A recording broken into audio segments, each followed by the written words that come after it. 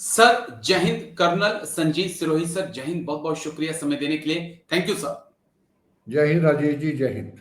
America का इतना interest क्यों बांग्लादेश के अंदर होता जा रहा है? हाल ही में हम देख रहे हैं कि अमेरिका के 120 से ज्यादा सैनिक बांग्लादेश पहुंचे, उन्होंने वहां पर ट्रेनिंग की और पिछले 3-4 महीनों में 3 से 4 डेलीगेशन उनके अमेरिकन आर्मी के बांग्लादेश पहुंच चुके हैं, जो उनके साथ ट्रेनिंग कर रहे हैं। बीच में कुछ ऐसी खबरें भी आ रही हैं कि कोई एक बेस जो है बांग्लादेश अमेरिकन आर्मी को देने के लिए तैयार हो चुका है बे ऑफ बंगाल के अंदर।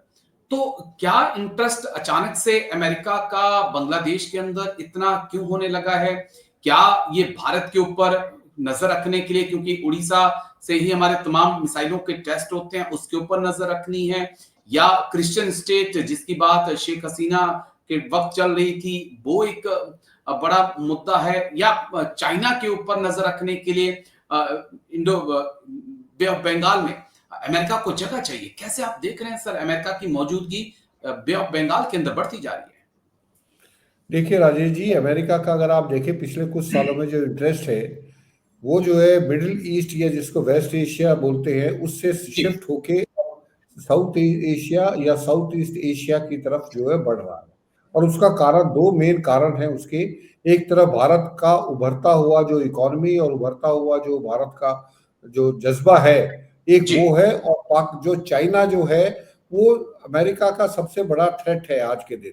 क्योंकि चाइना के साथ आज नहीं, जी आप मान के चलिए अगले कुछ सालों में चाइना का और जो है अमेरिका का कहीं ना कहीं किसी ना किसी मुद्दे पे कन्फ्रंटेशन होना लाजमन है। तो उसका ये मानना है कि आपने देखा होगा डोनाल्ड ट्रंप साहब ने जब आए हैं तो अभी जो है अफगानिस्तान के जो बगरान जो एयर बेस है उसके ऊपर मारने की कोशिश कर रहे हैं। उससे वो जी पूरे सेंट्रल एशिया में, वेस्ट एशिया में और साउथ एशिया में अपना जो है वहां पे अड्डा बनाना चाहते हैं, ताकि वो चाइना के ऊपर भी नजर रखें। जो सेंट्रल एशिया है, जो रशिया की अंडर बेली कहते हैं, उस पर भी नजर रखे, भारत पे भी नजर रखे और मिडिल ईस्ट ईरान के ऊपर नजर रखे। तो वो है। दूसरा, उनको एक बेस चाहिए बे ऑफ बंगाल में, जिसकी वजह से जैसे शेख हसीना ने जो है ये दावा किया था कि कोई जो वाइट लोग आए थे और उन्होंने उनसे सेंट मार्टिन आइलैंड मांगा था, वो ना सेंट मार्टिन आइलैंड ना देने की सजा जो है शेख हसीना को भुगतनी पड़ रही है। और पिछले 1-1.25 साल से वो भारत में है, उनको गवर्नमेंट वहां से हटा दिया, बल्कि उनको वहां से भागना पड़ा। तो ये अमेरिका की चाल है। और मोहम्मद यूनुस को डीप स्टेट ने वहां पे बिठाया इसलिए है ताकि वहां पे जो है एक बेस मिल जाए, चाहे वो चिटागोंग में मिल जाए। चिटागोंग में मिल जाता तो उससे जो है पूरा का पूरा जो आपका इसमें जो है ईस्टर्न साइड में जो है उसके ऊपर कंट्रोल कर सके।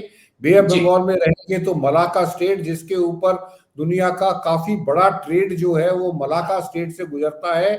चाइना के खास तौर पर सारी जो उनकी एनर्जी रिक्वायरमेंट है, जो वो ईरान से जो है तेल या गैस खरीदता है, वो सारा मलाका स्टेट से जाता है।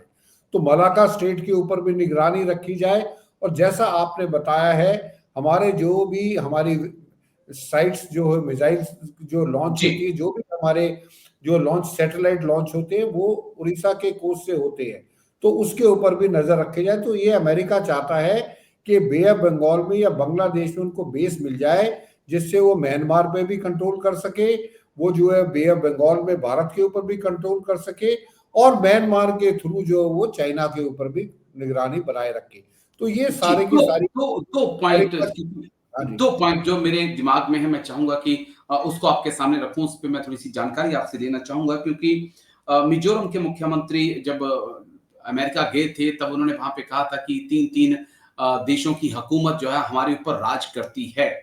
क्या हम ये जो अमेरिका की उपस्थिति और एक क्रिश्चियन स्टेट कुकी लैंड की मांग, क्या इनको जोड़ सकते हैं? यहाँ पे थोड़ा सा सर थोड़ी आप टिप्पणी करिएगा जरूर, आप आपका पॉइंट ऑफ व्यू रखिएगा। और दूसरा, क्योंकि खबरें इस प्रकार की तमाम आ रही हैं कि जो म्यांमार है उसके अंदर भी रेयर अर्थ मेटल्स और मिनरल्स काफी ज्यादा मिले हैं, और उसके ऊपर अमेरिका चाहता है कि चीन कब्जा करे, उससे पहले हम वहां पर जो है अपनी मौजूदगी को बढ़ा लें। क्या उस नजरिए से भी अमेरिका की बढ़ती मौजूदगी को देख सकते हो? बिल्कुल राजेश जी, आपने दोनों पॉइंट बहुत अहम मुद्दे उठाए हैं। जो क्रिश्चियन स्टेट की बात कर रहे हैं कि क्रिश्चियनिटी आप देखेंगे कि नॉर्थ ईस्ट में जो है मिजोरम में या नागालैंड में आप देखेंगे कि वहाँ पे क्रिश्चियन पॉपुलेशन बहुत ज़्यादा है। और जब मणिपुर के अंदर जो है चर्च वगैरह को जो है नुकसान पहुंचाया गया था, तब भी अमेरिका ने बहुत बड़ा इंटरेस्ट लिया था उसमें। तो जी अमेरिका का जो है ये भारत को जो है कास्ट के बीच ऊपर, रिलीजन के ऊपर बांटना चाहता है, क्योंकि नॉर्थ ईस्ट जो है काफी दिनों से, जब से भारत को आजादी मिली, आप देखेंगे कि नॉर्थ ईस्ट के अंदर काफी उपद्रव जो तत्व थे वो काफी सक्रिय थे।